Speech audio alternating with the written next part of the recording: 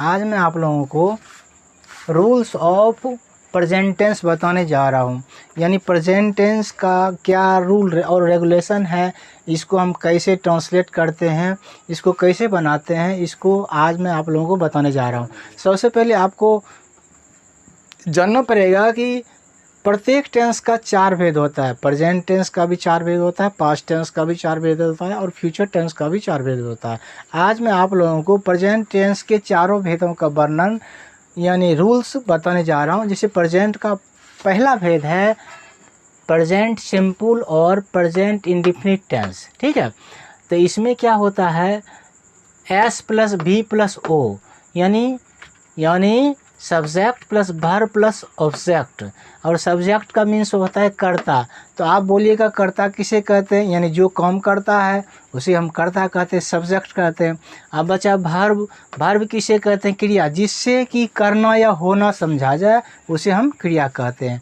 और ऑब्जेक्ट जो है कर्म, जिस पर काम का फल पड़े उसे कर्म कहते हैं। तो इसमें टेंस में जो है इन एस प्लस बी और एस बी और ओ इन तीनों का भागीदारी होता है, जिससे एक परफेक्ट सेंटेंस बनता है, जिसका कि मीनिंग बनता है। और उससे पता चलता है, ये तीनों के संयोग से परफेक्ट सेंटेंस जो बनता है, तो पता चलता है कि ये किस टेंस के अंतर्गत आता है अकॉर्डिंग टू सेंस के अनुसार। तो चलो अब चलते हैं।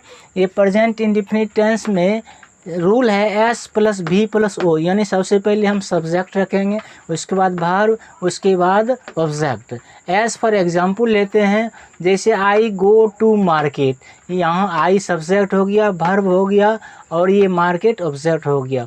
और जैसे यहाँ पर है ही गोज़ टू मार्केट, इसमें कुछ नोट्स है, क्या है कि ही सी इट नेम, यानी थर्ड पर्सन का सिंगुलर नंबर जो होता है, थर्ड पर्सन का सिंगुलर नंबर जो होता है, ही सी इट नेम में एस या ई एस लगाया जाता है। ठीक है, एस या ई एस लगाया जाता है। तो ई एस का प्रयोग प्रायः किस में लगता है, यदि वर्ब के अंत में ओ या वाई रहे तो उसमें हम ई एस का प्रयोग करते हैं। जैसे ही गोज, यहाँ पर वर्ब के अंत में ओ है, इसीलिए मैंने क्या किया, एस का प्रयोग किया। He goes to market, he plays a ball, इसमें भी वाई है। ये याद रखने वाली चीज़ है कि जिस वर्ब के अंत में ओ या वाई रहे, ये कंडीशन किस में है, प्रेजेंट इंडेफिनिट टेंस में।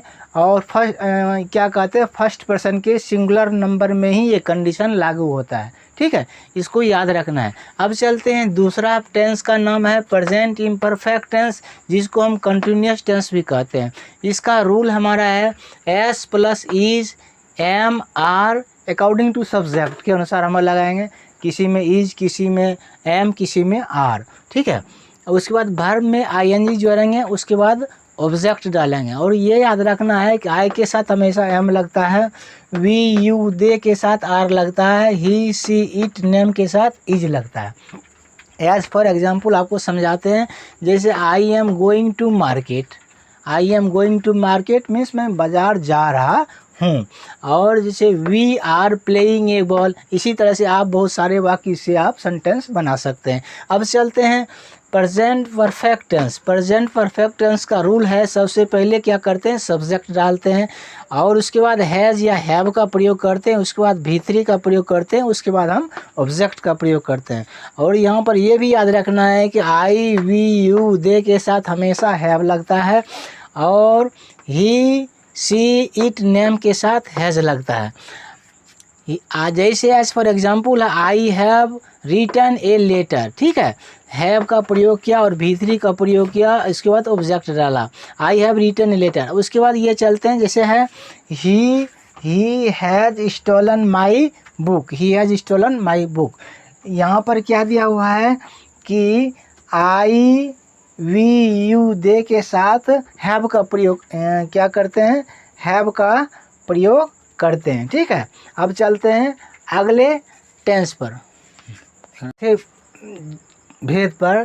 प्रेजेंट टेंस का जो चौथा भेद है उसका नाम है प्रेजेंट परफेक्ट कंटिन्यूअस टेंस।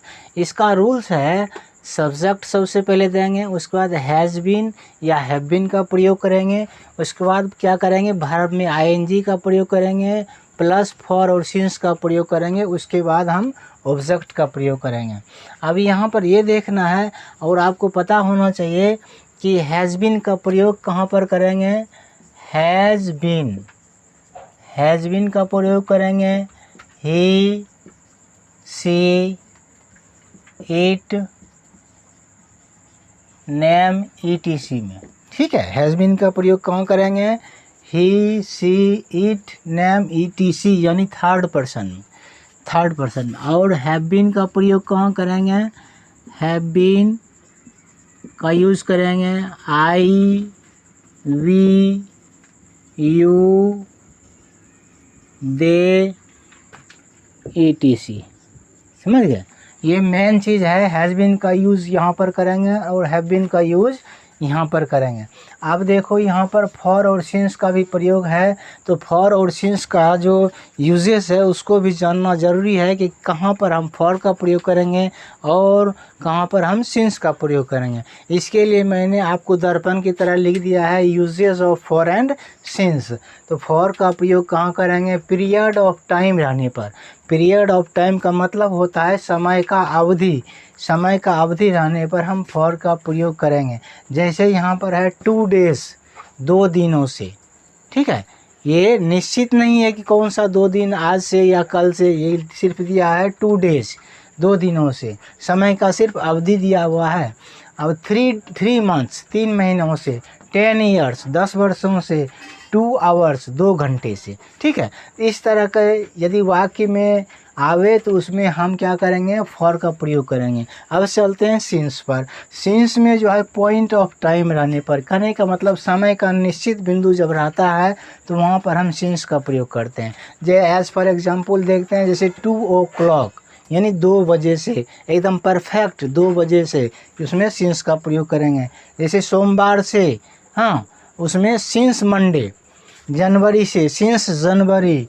और 2020, हाँ, सिंस 2020। इस तरह से हम सिंस का प्रयोग करेंगे। जैसे एक एग्जाम्पल दे करके आप लोगों को हम बताना चाहते हैं फॉर का प्रयोग कहाँ होता है और सिंस का प्रयोग कहाँ होता है। एज फॉर एग्जाम्पल यदि फॉर में लेते हैं, फॉर के लिए देखो, I have been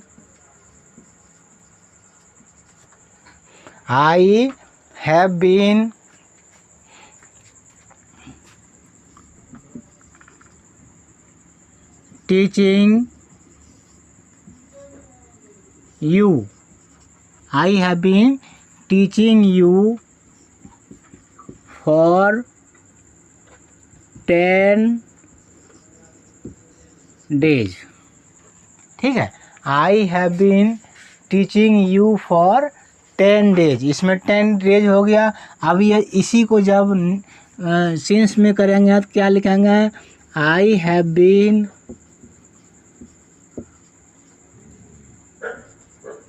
teaching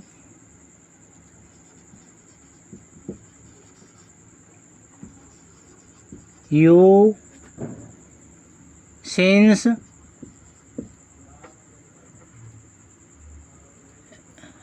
SINCE, since Monday। ठीक है, अब देखो दोनों वाक्य में कंपैरिजन है। I have been teaching you for 10 days.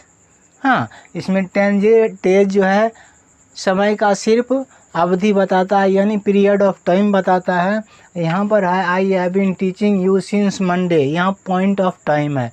तो आप लोग समझ गए होंगे फॉर और सिंस का प्रयोग कहाँ करेंगे। फिर अगले वीडियो में मिलते हैं।